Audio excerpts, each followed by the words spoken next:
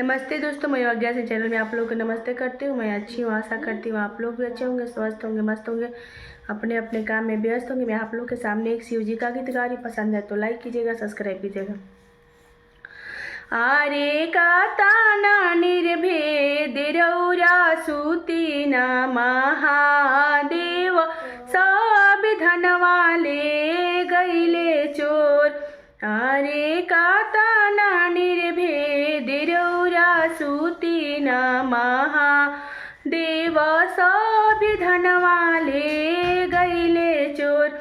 आरे आनावा में धनवा शिव के बसाहा बैलावा से हो बैला ले गईले चोर। अरे आनावा में धनवा शिव के बसाहा बैलावा से हो बैला ले गईले चोर। आरे का ताना निर्भेद रौरा सूती न महादेव सब धनवाले गईले चोर। आरे आनावा में धनवा शिव के भोंगिया के गोलावा से हो गोलवाले गईले चोर।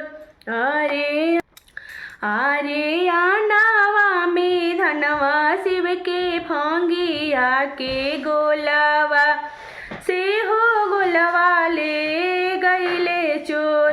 आरे का ताना निर्भेद रौरा सूती न महादेव सब धनवाले गईले चोर।